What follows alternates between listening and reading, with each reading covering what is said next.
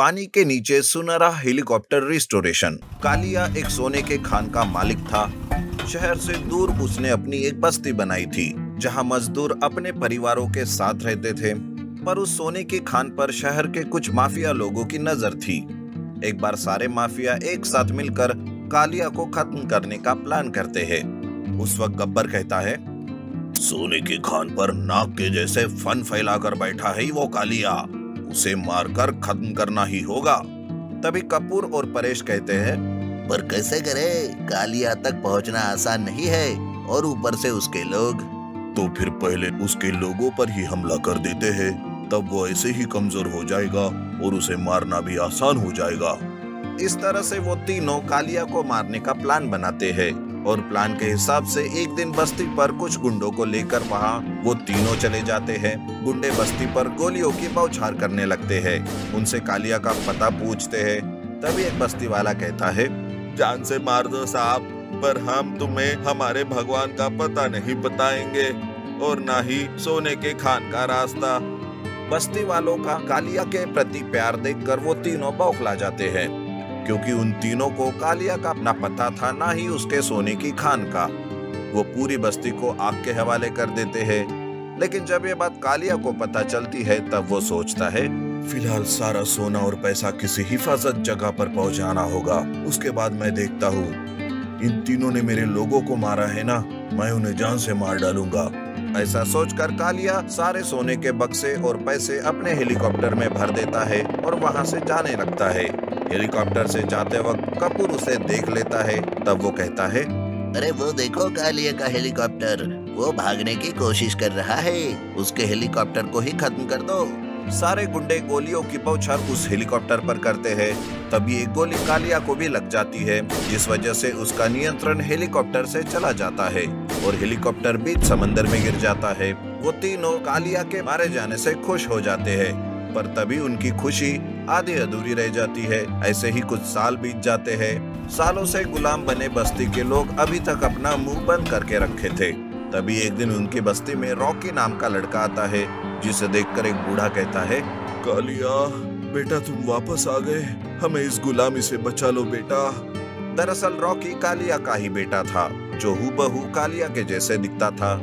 कई साल पहले जब वो हादसा हुआ था तब रॉकी बहुत छोटा था और उसके माँ ने उसे जैसे तैसे उन तीनों की नजरों से बचा कर रखा था।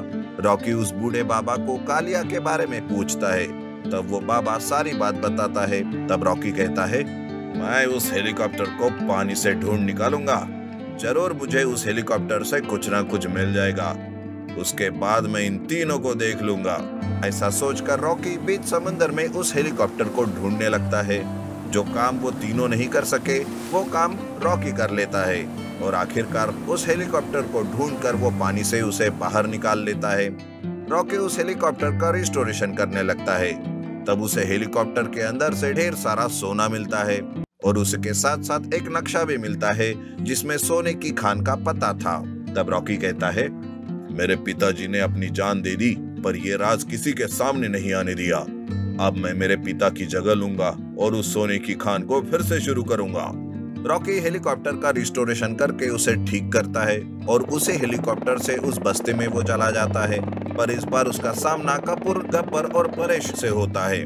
पर रॉकी की भी पूरी फौज वहां आ जाती है और उन तीनों के सारे गुंडों को वो मार डालते हैं। देखते ही देखते उन तीनों का भी खात्मा हो जाता है और इस तरह बस्ती के लोग गुलामी से मुक्त हो जाते हैं और रॉकी फिर से उस सोने की खान को शुरू करके उन लोगों का वो भगवान बन जाता है। Coca Cola tanker train. Suraj अपने भाई रोहन से कहता है, भैया आज स्कूल का प्रोजेक्ट सबमिट करना है, मुझे वेस्ट मटेरियल से एक कार बना के दो ना भैया, प्लीज। अरे इसमें क्या बड़ी बात है, जा वो मेरे कमरे से खाली कोका कोला के डिब्बे लेकर आ, मैं आज तुझे कोका कोला कार बना के देता हूँ। सूरज रोहन को खाली डिब्बे लाकर देता है। रोहन उस डिब्बों से एक कोका कोला कार बनाकर देता है, जिसे देखकर सूरज बहुत खुश होता है और वो अपनी माँ से कहता है, माँ माँ देखो भैया ने कितनी सुंदर कोका कोला कार बना के दी है मुझे। इतना ही दिमाग अगर पढ़ाई में लगाता ना तो आज तू कहीं और होता। बस खाना खाना और कोका कोला पीकर गांव में कूल बनकर घूमना। पर चलो आज ये कोका कोला के खाली डिब्बे किसी काम तो आए। दरअसल रोहन का पढ़ाई में मन ही नहीं लगता था, इसलिए उसने जल्द ही पढ़ाई छोड़ दी थी। रोहन और माँ के बीच किटपिट चल रही थी कि तभी उसके पिता वहां आते हैं और कहते हैं, अरे भाग्यवान, क्यों चिल्ला रही हो? घर में तुम दोनों और वो बाहर मोहन, मैं तो परेशान हो चुका हूँ तुम दोनों से। अरे पर ऐसा क्या हुआ? मोहन सारे गांव वालों को परेशान करके रख दिया है। दूध के भाव कम कर दिए हैं उसने। हमारे पास कोई चारा नहीं, नहीं तो सीधा दूध कंपनी में बेचते थे। ये मोहन हमेशा गांव वालों की मजबूरी का फायदा उठाता आ रहा है। हमसे कम दाम में दूध लेता है और कंपनी में जाकर ज्यादा दाम से बेचता है। पता नहीं कब हमारी हालत सुधरेगी, और ऊपर से ये बच्चे। माता पिता दोनों भी बड़े चिंतित होकर सोचने लगते हैं। तब सूरज रोहन के पास जाकर कहता है, भैया, अगर हमारे पास दूध के टैंकर होते तो हमें उस मोहन के पास नहीं जाना पड़ता, हमें हमारी मेहनत का सही फल मिलता। यह सुनते ही रोहन सूरज को देखते ही रहता है। रोहन को फौरन कोका कोला टैंकर ट्रेन बनाने का आइडिया आता है। रोहन और सूरज मिलकर गांव गांव से खाली कोका कोला के डिब्बे उठा कर लाते हैं। रोहन उन खाली डिब्बों से कोका कोला टैंकर ट्रेन बनाता है। तब उसके पिता कहते हैं, अरे तुम दोनों ये कोका कोला के डिब्बे से क्या कर रहे हो? पिताजी, गांव वालों की और आपकी मुश्किल दूर करने का प्रयास कर रहा हूँ। अरे तू और मेरी परेशानी दूर करेगा? देख, कहीं मेरी परेशानी बढ़ न जाए, मैं पहले ही कह दे रहा हूँ। कुछ ही दिनों में रोहन की कोका कोला टैंकर ट्रेन बनकर तैयार हो जाती है। रोहन के पिता और बाकी के गांव वाले दूध के कैन लेकर मोहन के दूध टैंकर के पास जाते रहते हैं कि तब रोहन वहां आता है और कहता है, सुनो गांव वालों, आज से आप सारा दूध सीधा कंपनी में मेरे कोका कोला टैंकर ट्रेन से ले जाइए। अब इस मोहन के पास दूध बेचने की कोई जरूरत नहीं है। कि तभी वहां मोहन आता है और वो कहता है, अरे कहाँ से आया रे तू? ऐसे बीच में आकर तुम लोगों को कैसे दूध बेचने से रोक सकते हो? लेकिन मोहन की गांव वाले कोई भी बात नहीं सुनते और कोका कोला टैंकर ट्रेन से ही वो दूध बेचते हैं। लेकिन मोहन इससे चुप नहीं बैठता। एक दिन वो मौका देखकर सारे गांव वालों के दूध के कैंस अपनी दूध के टैंकर से गिरा देता है। सारा दूध जमीन पर बहने लगता है। तब रोहन के पिताजी कहते हैं, अरे मैंने कहा था ना रोहन तुझे कि मेरी परेशानी मत बढ़ा, पर तू कब किसी की सुना है क्या?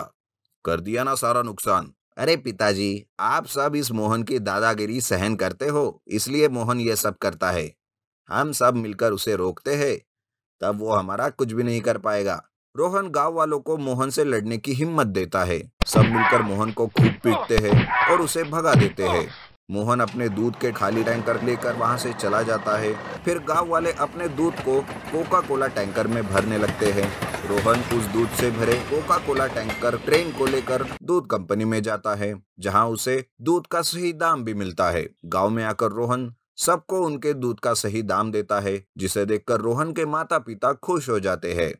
तब उसकी माँ कहती है, रोहन, आज तक तुम्हें हम हमेशा बोलते आ रहे थे, पर देखो आज तुमने हमारी ही नहीं बल्कि गांव वालों की भी मुश्किल दूर कर दी। हमें बहुत खुशी हो रही है बेटा तुम्हारे इस बदलाव से। उस दिन के बाद से रोहन रोज गांव का दूध अपनी कोका कोला ट्रेन से कंपनी में बेचने जाता। इसकी वजह से रोहन को काम मिल जाता है और गांव वालों को उनके दूध का सही दाम।